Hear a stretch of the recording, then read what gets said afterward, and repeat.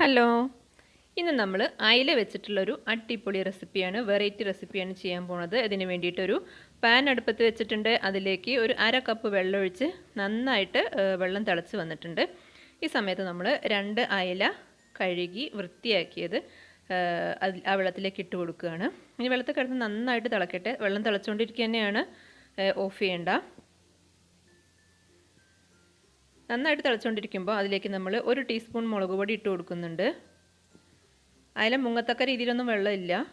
1/4 teaspoon മഞ്ഞൾപ്പൊടി, 1 teaspoon ഏകദേശം ഉപ്പ്. ഈ അയിലയ്ക്ക് പാകത്തിനുള്ള ഉപ്പ് ഇട്ട് കൊടുത്താൽ മതി. പിന്നെ ഒരു നെല്ലിക്ക വലുപ്പത്തിൽ പുളി 2-3 ഭാഗങ്ങളാക്കിയിട്ട് ഇട്ട് കൊടുക്കുന്നുണ്ട്. നന്നായിട്ട് തിളക്കട്ടെ, അയില നന്നായിട്ട് വേവണം. അപ്പോൾ ഇടയ്ക്ക് നമ്മൾ ഇപ്പോൾ മുങ്ങത്തക്ക വെള്ളം ഇല്ലാത്തത് കൊണ്ട് ഒന്ന് തിരിച്ചും മറിച്ചൊക്കെ ഒന്ന് ഇട്ട് കൊടുക്കുക. 2-3 മിനിറ്റ് മതി. മീനൊക്കെ പെട്ടെന്ന് വേവുന്നല്ലേ, അപ്പോൾ പെട്ടെന്ന് തന്നെ വെന്ത് കിട്ടും. അപ്പോൾ നന്നായി വെന്തിട്ടുണ്ട്. അപ്പോൾ നമ്മൾ അയില മാത്രം ഒരു പാത്രത്തിലേക്ക് മാറ്റി ആ വെള്ളം അവിടെ മാറ്റി വയ്ക്കുക. ഇനി നമ്മൾ ഇതിൻ്റെ മുള്ളൊക്കെ കളഞ്ഞിട്ട് ഈ മാംസഭാഗം മാത്രം അങ്ങ് എടുത്ത് മാറ്റുകയാണ്. നമുക്ക് മുള്ളൊന്നും ആവശ്യമില്ല. അപ്പം നിങ്ങൾ വിചാരിക്കും കട്ട്ലറ്റ് ആണെന്ന്. ഒരിക്കലും അല്ല കേട്ടോ, കട്ട്ലറ്റ് അല്ല ഉണ്ടാക്കുന്നത്. ഇനി സെയിം പാൻ തന്നെ കഴുകിയിട്ട് അടുപ്പത്ത് വെച്ചിട്ടുണ്ട്. 1 ടീസ്പൂൺ വെളിച്ചെണ്ണ ഒഴിച്ചു. ഒരു സവാള ചെറുതായിട്ട് ചോപ്പ് ചെയ്തത് ഇട്ട് കൊടുക്കുന്നുണ്ട്.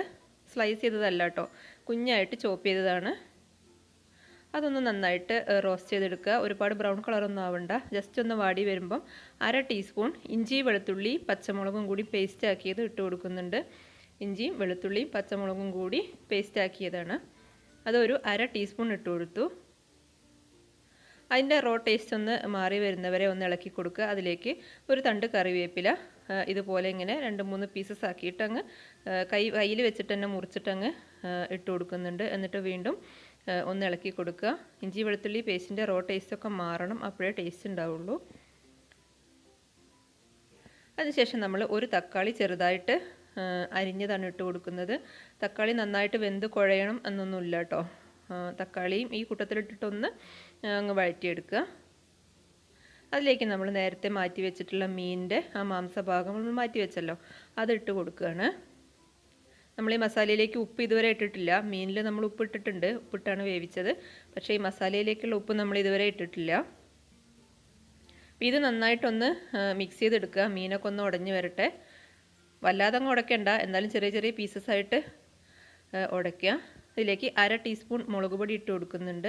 എരിവിനനുസരിച്ച് കൂട്ടുകയോ കുറയ്ക്കുകയോ ചെയ്യാം. 1/4 ടീസ്പൂൺ മഞ്ഞൾപ്പൊടി. മുളകും മഞ്ഞളൊക്കെ മീൻ വേവിക്കുമ്പോൾ ഇട്ടിട്ടുണ്ട്, എന്നാലും ഈ മസാലയിലേക്കുള്ള ഉപ്പാണ് ഇട്ട് കൊടുക്കുന്നത്. പിന്നെ ഇട്ട് കൊടുക്കുന്നത് ഒരു 1/4 ടീസ്പൂൺ ഗരം മസാല. ഇത്രയും ചെയ്തതിന് ശേഷം നന്നായിട്ട് വീണ്ടും ആ പൊടികളുടെയൊക്കെ ഒരു റോ ടേസ്റ്റ് ഒന്ന് മാറത്തക്ക രീതിയിൽ നന്നായിട്ട് വീണ്ടും ഒന്ന് ഇളക്കിയെടുക്കുക. ഞാൻ സ്പീഡിൽ കാണിക്കുകയാണ്, പെട്ടെന്ന് ഒന്ന് ഇളക്കിയെടുത്താൽ മതി. പിന്നെ കുറച്ച് മല്ലിച്ചപ്പ് ഇട്ട് കൊടുക്കുന്നുണ്ട്. മല്ലിച്ചപ്പൊക്കെ ഉണ്ടെങ്കിൽ മാത്രം ഇട്ട് കൊടുത്താൽ മതി. എപ്പോഴൊന്നും സ്റ്റോക്ക് ഉണ്ടാവില്ലല്ലോ. ഇവിടെ ഉള്ളത് കൊണ്ട് ഞാൻ ഇട്ട് കൊടുത്തു എന്നേ ഉള്ളൂ. ചെറിയൊരു തണ്ട് 2-3 കഷ്ണങ്ങളാക്കിയിട്ട് അങ്ങ് ഇട്ട് കൊടുത്തു. ഇപ്പോൾ ഇത് നമ്മുടെ സംഭവം മസാല റെഡി ആയിട്ടുണ്ട്. ഇതാ ഈ ഒരു പരുവത്തിലാണ് ഉണ്ടാവുക.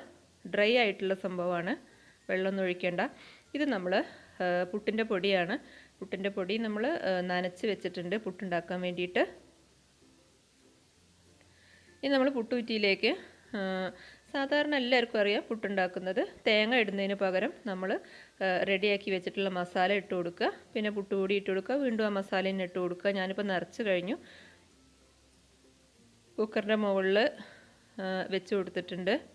ഇത് ആവി വന്നു. പുട്ട് റെഡിയായി. പെട്ടെന്ന് തന്നെ റെഡി ആവുമല്ലോ പുട്ട്. നമുക്ക് ഒരു വാഴയിലയിലേക്കാണ് ഞാൻ ഇടുന്നത്. കണ്ടോ, നല്ല അടിപൊളി പുട്ടാണ് കേട്ടോ. അപ്പം പുട്ടും മീൻകറിയൊക്കെ ഇഷ്ടമുള്ളവർക്ക്, അല്ലെങ്കിൽ പ്രത്യേകിച്ച് കറിയൊന്നും ഇല്ലാതെ തന്നെ പുട്ട് കഴിക്കണം എന്നുള്ളവർക്ക് കിഡിലൻ ഒരു ഐറ്റമാണ്. എല്ലാവരും തന്നെ ട്രൈ ചെയ്ത് നോക്കുക. വളരെ കുറഞ്ഞ ഇൻഗ്രീഡിയൻസ് മാത്രം മതി ഇതിന്.